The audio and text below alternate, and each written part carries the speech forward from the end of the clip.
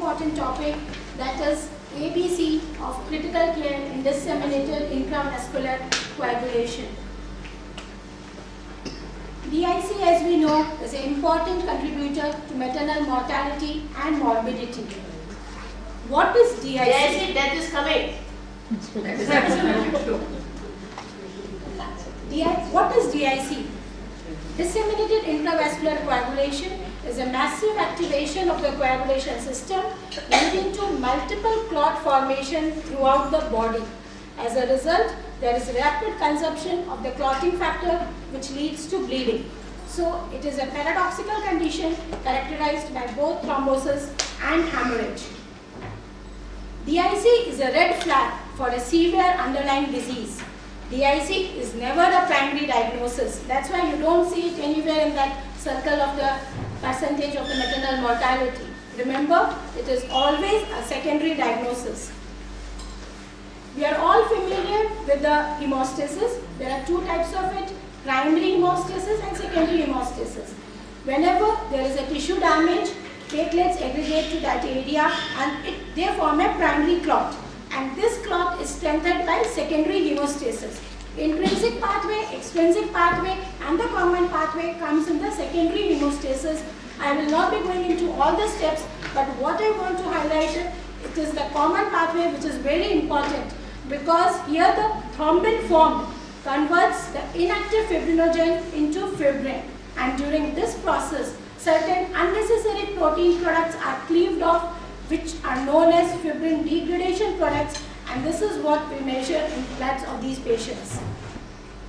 And there exists a very delicate balance between the coagulation mechanism and the fibrinolytic system. Whenever this delicate balance gets disturbed, it leads to the development of disseminated intravascular coagulation. But remember, coagulation is always the initial event. There are certain conditions during pregnancy which trigger the development of DIC. To name the important ones, it is preeclampsia, eclampsia and the HELP syndrome, abruptio placentae, amniotic fluid embolism, retained dead fetus, and the most important, intrauterine sepsis. Not the most important, but frequently seen.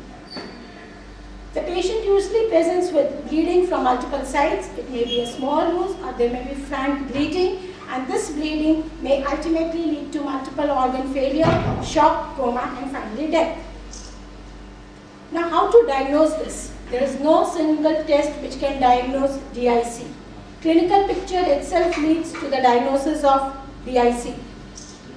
Some bedside tests are sometimes very useful to tackle this crisis till we get a detailed report from the lab. To name few, the clot observation test, that is, if we see a formed clot forming within 10 minutes, it is unlikely that the patient has DIC, and at the same time we can also infer that the fibrinogen levels are normal. And if the same clot retracts well by end of 1 hour, it means that the platelets are adequate. What is most important is any unstable or fragile clot always indicates the presence of fibrin degradation products in the blood. Lab parameters usually associated with DIC are thrombocytopenia, low platelet counts. It's a very sensitive test but not very specific because we see it in so many other conditions also. Fibrin degradation products and the D-dimer is the most sensitive test for DIC. But here we should take one precaution that these patients already have some liver and kidney functions compromised, and hepatic and renal dysfunction may lead to falsely elevated levels of fibrin degradation products. Prothrombin time and partial thromboplastin time are the two main things. Partial thromboplastin time measures the intrinsic pathway and prothrombin time monitors the extrinsic pathway, and these two tests can be used to monitor a patient in the management of DIC. Classically, blood fibrinogen level was used to diagnose and monitor DIC, but in most cases it is not very helpful because it has a very low sensitivity of only 28%. Why it is so? Because fibrinogen is an acute phase reactant. What it means is whenever the body is sick and stressed, body produces more of fibrinogen, so we may be seeing the falsely normal values in DIC.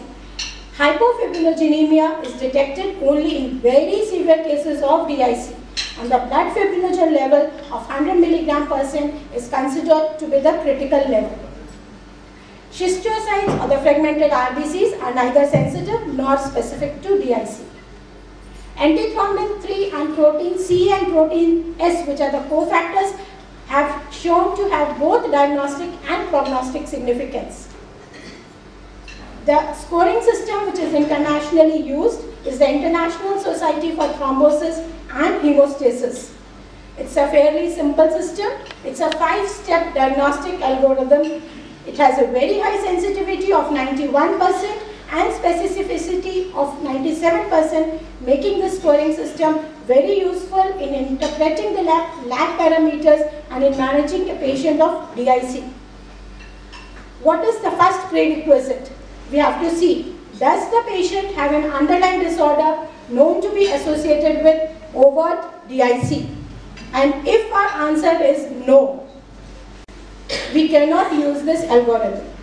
But if the answer is yes, we have to send blood samples for prothrombin time, platelet count, fibrinogen levels, and the fibrin-related markers, that is FTPs and the D-dimer. Now, how do we score our test results? Prothrombin time, if found to be less than 3 seconds, it gets a score of 0. But if it is more than 6 seconds, the patient gets a score of 2. We have to see for the platelet count whether less than 50,000, 50 to 100,000, or it's more than 100,000 per cubic millimeter, and accordingly they are given a score of 0, 1 and 2. Fibrinogen level, whether it is more than 1 gram per liter, or if it is less than 1 gram per liter, then it is given a score of 1. And the last thing is the fibrin marker. We have to see its values, whether there is any increase, moderate increase, or a strong increase, and accordingly they have been stored. Now we calculate the total score. A score of greater than or equal to 5 is compatible with overt DIC. But a score of less than 5 is suggestive of a non-overt DIC, and this kind of score is to be followed every 1 or 2 days, because sometimes it takes no time for a non-overt DIC to be converted to an overt DIC. Now coming to the management. Primary therapeutic goal is to maintain blood pressure, oxygenation, blood volume. But the specific therapy is the blood component therapy and the treatment of the underlying etiology. Management of blood volume includes prompt and adequate fluid replacement to prevent renal shutdown. Crystalloids are preferred over colloids. But whatever fluid is used, it only acts as a stopgap until suitable blood component therapy is available. Blood component therapy includes fresh frozen plasma, cryoprecipitates, platelets, and packed red blood cells. Packed red blood cells are most effective to improve the oxygen carrying capacity, and 1 unit of packed red blood cell will raise the hemoglobin by 1 gram% and PCV by 3%. Platelet concentrate should be given very rapidly. The dose is 1 unit per 10 kg, and the platelet count can be assessed soon after the transfusion. Within the next 10 to 60 minutes, you can see an improvement. Fresh frozen plasma is a concentrate of all the clotting factors, so it provides both volume and a coagulation factor replacement, and the dose to be used is 10 to 15 ml per kg body weight. Cryoprecipitate is same as fresh frozen plasma, but it is more rich in fibrinogen, so its use is always indicated when the blood fibrinogen levels are less than 1 gram per liter, but the only disadvantage is it needs some thawing time of almost 30 to 40 minutes, and the dose is 1 unit per 5 kg. The main therapeutic goal is to maintain finally a hemoglobin of more than 8 gram%, platelet count of more prothrombin time should be less than 1.5 times the normal, and the fibrinogen level at any cost should be more than 1 gram per liter. Now coming to the treatment of the underlying conditions. In patients with abruptio placentae, the severity of the DIC is directly related to the time interval between the placental separation and the delivery. management thus includes emptying the uterus as soon as possible. Majority of women with preeclampsia have subclinical consumptive coagulopathy. Frank DIC is always associated with either placental abruption or HELP syndrome, and immediate delivery is recommended. Amniotic fluid embolism, there is a very high maternal mortality. Treatment in this case is mainly supportive as there is no proven effective therapy. In patients with intrauterine fetal demise of almost more than 3 to 4 weeks, the goal is to raise a fibrinogen level of 200 to 300 mg/% before termination of pregnancy. If sepsis is the triggering factor for the development of DIC, intensive antibiotic therapy is to be followed by evacuation of the uterine contents. So to conclude, the only proven treatment of DIC is to stop the triggering process. This is the main take-home message. So I conclude by saying that an alert mind, a timely intervention, and an aggressive management can make a great difference. Thank you.